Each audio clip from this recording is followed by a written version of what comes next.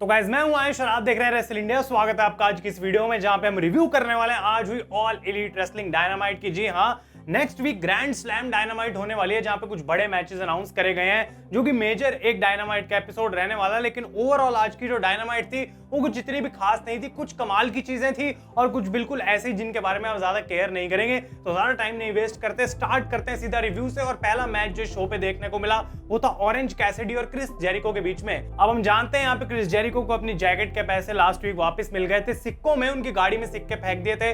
तो आज ये मैच हो रहा था इन दोनों के बीच में और दोनों की जो टीम्स हैं, जो ग्रुप्स हैं, वो आपस में रिंग साइड पे पूरे समय लड़ रही थी। वहां पे कुछ ना कुछ चली जा रहा था, लेकिन ऑरेंज कैसिडी को एट द एंड विक्ट्री मिल गई आज जेरिको के ऊपर। एंड आई होप कि ये फ्यूड खत्म हो गई हो। एंड आई ऑल्सो होप कि क्रिस जेरिको के साथ अब या तो AEW कुछ ना करे या फिर कुछ ऐसा करे जिसमें ओवरऑल एक मास ऑडियंस का इंटरेस्ट बन सके।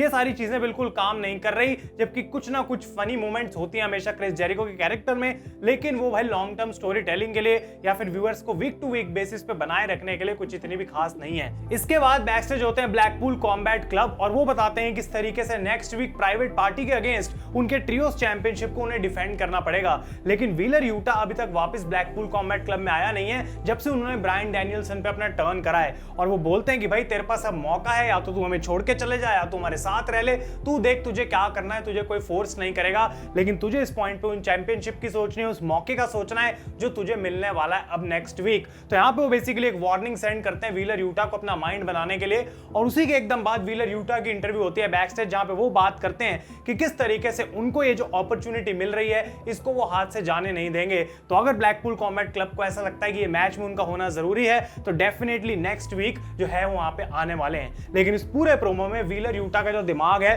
वो सही से चल नहीं रहा था। उनको ऐसा लग रहा था, काफी शॉक लगा हुआ अभी भी कि ब्रायन डैनियल्सन के साथ एक्चुअली में हुआ क्या था। और वो बोलते हैं कि मैच ग्रैंड स्लैम में नहीं, रेसल ड्रीम पेपर व्यू में, जो कि गलत था। वो अपना टाइटल लॉकर रूम में भूल के आ जाते हैं, उनको कोई देने आता है टाइटल तो उनका दिमाग सही से प्रोसेस नहीं कर रहा। लेकिन तब भी वो बोलते हैं कि एक ऐसी अपॉर्चुनिटी मुझे मिली है, मैं एक चैंपियन हूं तो मैं अपना टाइटल जरूर डिफेंड करूंगा। लेकिन जो इस शो में बाद में हुआ उसके बाद तो गाइस शायद अब मैच ही नहीं होगा नेक्स्ट वीक, उस पे हम अभी आते हैं। इसके बाद हुक का मैच हुआ जेडी इंक के साथ। आई डोंट नो ये बंदा कौन था, चलता फिरता बिल्कुल टैटू की दुकान मुझे लग रहा था। और हुक जो है इस मैच को जीत जाते हैं। कमेंट्री पे रॉड्रिक स्ट्रांग थे एंड आई थिंक इनका नेक्स्ट वीक मैच होगा FTW चैंपियनशिप के लिए। कुछ इतना मेजर यहाँ पे मुझे लगा नहीं। इसके बाद क्वीन अमिनाटा और यूका साकाजाकी, जिनका 2021 के बाद पहला मैच डायनामाइट पे हुआ है, तो मैं कैसे यहाँ पे इंटरेस्ट ले लूं भाई, बताना मुझे। मैं कैसे इसके अंदर आके ऐसे देखूं कि भाई wow what a women's match. ऐसा कुछ भी नहीं हुआ यहाँ पे और डिस्क्वालिफिकेशन से ये टीम जीत गई। इनके सामने थे मराया मे और सेरिना डीब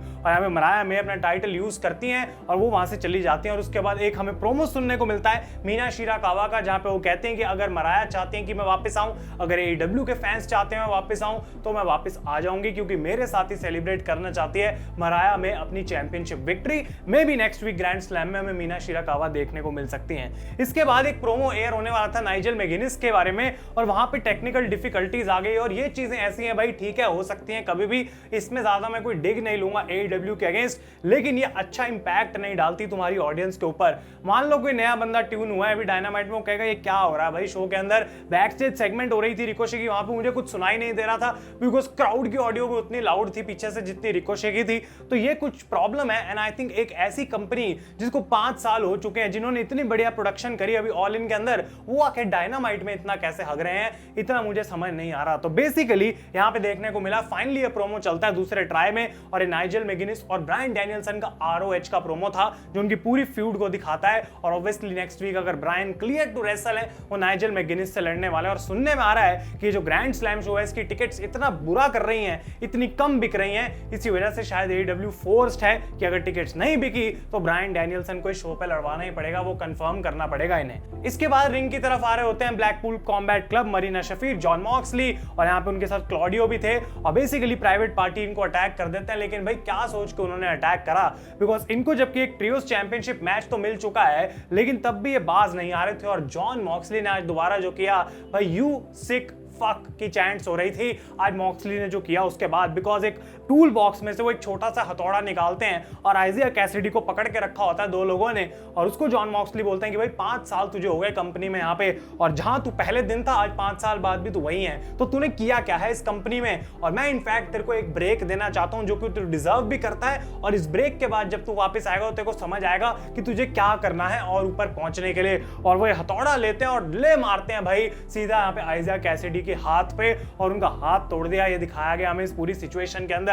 तो जॉन मॉक्सली को यू सिक फक की चैंट्स हुई और ब्लैकपूल कॉम्बैट क्लब ने डिस्ट्रॉय कर दिया आइजिया कैसिडी को। इसका मतलब ये है कि वो ऑलरेडी 2 थे, उनको एक पार्टनर चाहिए था और अब तो एक ही बंदा बच गया है। तो आई डोंट नो कि ये मैच होगा भी नहीं नेक्स्ट वीक या फिर क्या हमें देखने को मिलेगा, लेकिन मे बी व्हीलर यूटा को यहाँ पे ल्योर करा जा रहा है, बुलाया जा रहा है ताकि वो ट्रैप में उन्हें फंसा सके, और नेक्स्ट वीक अब नंबर लगेगा व्हीलर यूटा का जहां पे उनको भी डिस्ट्रॉय करा जा सकता है। वो देखने में बहुत मजा आएगा। इसके बाद लेकिन डार्बी एलिन आते हैं बाहर, अपना स्केटबोर्ड लेके क्लॉडियो को अटैक कर देते हैं और जॉन मॉक्सली पे भी अटैक करना स्टार्ट करते हैं। लेकिन फाइनली जब इन दोनों के बीच में ब्रॉल स्टार्ट होती है तो मॉक्सली वहां से चले जाते हैं, काफी बूज हुई, और उसके बाद डार्बी एलिन माइक लेके कहते हैं मॉक्सली जितनी भी मेरी रिस्पेक्ट थी तेरे लिए अब तेरे को पता है सब खत्म हो चुकी है, और next week I am going to run through you, तेरे को जो है मैं मार के हराऊंगा अगले हफ्ते मैच, और डेफिनेटली अपना AEW चैंपियनशिप का नंबर 1 स्पॉट है कंटेंडर का, उसको मैं खोने नहीं दूंगा। तो नेक्स्ट वीक ये बड़ा मैच होने वाला है between John Moxley and Darby Allin. इसके बाद रिकोशे का मैच हुआ बीस्ट मोटोस के साथ, जो कि डेफिनेटली रेसलिंग वाइज अच्छा मैच था।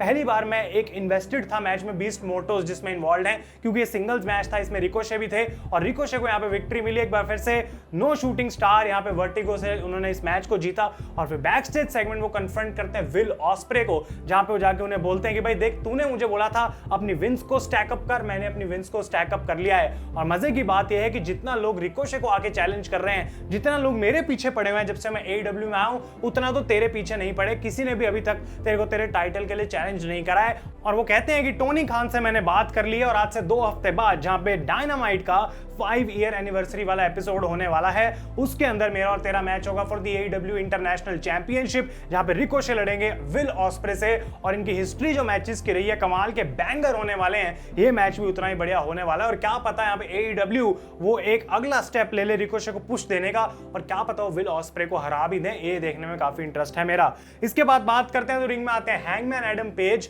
और वो दोबारा और एक्सप्लेनेशन देना चाह रहे थे, और वो बात करते हैं किस तरीके से इस मोमेंट का वो बहुत टाइम से वेट कर रहे थे कि मैं स्वर्व को पूरे तरीके से डिस्ट्रॉय करूं और उसके बाद वो चला जाए, वो यहां से गायब हो जाए और कभी दिखाई ना दे। वो तो मैंने अचीव कर लिया है, लेकिन वो लोग भी बचेंगे नहीं जिन्होंने स्वर्व को पिछले कुछ हफ्तों में या महीनों में प्रोटेक्ट करने की कोशिश करी है, उसकी साइड ली है, उसका फायदा किया है। और जब मैं अपने सस्पेंशन पे बैठा हुआ था 4 महीने के लिए, हर हफ्ते कमेंट्री पे मैं एक आवाज सुन रहा था जो कि बार बार यहाँ पे स्वर्व की तारीफें कर रही थी, और वो टोनी शेवानी की बात कर रहे थे जो रिंग में खड़े होकर इनकी इंटरव्यू भी ले रहे थे। वो कहते हैं कि मैं और किसी की बात नहीं कर रहा, तेरी बात कर रहा हूं। लेकिन जेफ जैरेट यहाँ पे बाहर आ जाते हैं और वो अटैक करना स्टार्ट कर देते हैं हैंगमैन एडम पेज को, और माइक ले कहते हैं कि देख भाई मैं यहाँ पे कुछ भी कर लूंगा, लेकिन तेरे को एक उंगली उठाने नहीं दूंगा टोनी शेवानी पे। पूरा लॉकर रूम जो पीछे है तेरे अगेंस्ट जाना चाहता है, तेरे को मारना चाहता है, कोई तुझे इस पॉइंट पे पसंद नहीं करता। इनफैक्ट तेरे को खुद के अपने एक्शंस पसंद नहीं आने चाहिए, और उस लाइन में जो तेरे हेटर्स बैठे हुए हैं, जो तुझे मारना चाहते हैं, तेरे से रिवेंज लेना चाहते हैं, उस लाइन में सबसे आगे मैं हूं। और जेफ जैरेट कहते हैं कि अगर मेरे करियर की आखिरी मोमेंट है हैंगमैन एडम पेज से लड़ना और वहां अपना करियर खत्म करना तो वही सही, but I am going to kick your ass. और ये चीज आई थिंक या तो नेक्स्ट वीक या 2 हफ्ते बाद कहीं ना कहीं दोनों का मैच देखने को मिलेगा। ऑनेस्टली सेइंग, जबकि ये अच्छी तरीके से दिखाया जरूर गया last week backstage segment के बाद, आज उस पर काम किया गया, लेकिन ये ओवरऑल एक ऐसी फ्यूड नहीं है जो मुझे ज्यादा इंटरेस्ट करेगी। और जेफ जैरेट के बारे में मेरा ओपिनियन वैसा ही रहेगा, चाहे कोई आगे मुझे कैसा भी बोल ले। हैंगमैन एडम पेज को, स्वर्व को जिस तरीके से उन्होंने हराया है, उसके बाद और नेक्स्ट लेवल पे पुश लेके जाना था। जेफ जैरेट के साथ फ्यूड करेंगे तो उनका स्टॉक फिर से लो हो जाएगा, तो इतनी मेहनत करने का फायदा क्या हुआ। और फाइनली शो का जो मेन इवेंट था वो था Will Ospreay, Kyle Fletcher and Konosuke Takeshita versus the Elite यानी कि young bucks and Kazuchika Okada. और भाई यहाँ पे मैच की अगर मैं बात करूं तो अनबिलीवेबल मैच। बहुत टाइम बाद मेरे को ऐसा लग रहा है कि यंग बक्स के एक मैच में मुझे एक्चुअली में मजा आया, बिकॉज जिस तरीके से इन्होंने मूव्स करे, इन्होंने अपनी स्टोरी दिखाई मैच के अंदर, सबकी अलग अलग फ्यूड्स चल रही है, जिस तरीके से विल ऑस्प्रे और काइल फ्लेचर चैलेंज करने वाले हैं यंग बक्स को for the tag team titles, तो वो सारी चीजें यहाँ पे, और ओकाडा और तकेशिता की जो फ्यूड चल रही है और बढ़िया बात ये थी कि काइल फ्लेचर ने actually I think Nick Jackson को पिन किया यहाँ पे और विक्ट्री भी ले ली अपनी टीम के लिए। तो इंटरेस्टिंग रहेगा बहुत ज्यादा। आई डोंट थिंक ये टैग टीम टाइटल जीतने वाले नेक्स्ट वीक, लेकिन काइल फ्लेचर का हील टर्न में काफी हद तक होते हुए देख सकता हूं। और एक हफ्ते बाद विल ऑस्प्रे को उस मोमेंट से, उस हार्ट ब्रेक से जाना पड़ेगा against Ricochet in a match, जहां पे उनका वो डबल डाउन किया जा सकता है हार्ट ब्रेक, अगर रिकोशे उनको टाइटल के लिए हरा भी दें। तो बहुत इंटरेस्टिंग रहने वाला है नेक्स्ट और उसके अगला हफ्ता डायनामाइट का। लेकिन आज का जो वीक था वो काफी फ्लैट था, 2-3 चीजें अच्छी हुई। ऑब्वियसली ब्लैकपूल कॉम्बैट क्लब वाली जो स्टोरी है वो लीड कर रही है, और स्वर्व और एमजेएफ के ना होने से AEW को कहीं ना कहीं बड़ा लॉस भी हो रहा है। तो गाइस, आप लोग अपने ओपिनियंस मुझे कमेंट्स में बताएं आज के शो के बारे में, और वीडियो आपको अच्छी लगी तो लाइक जरूर करें। तब तक के लिए thank you so much for watching. मैं हूं आयुष और आप देख रहे हैं रेसल इंडिया।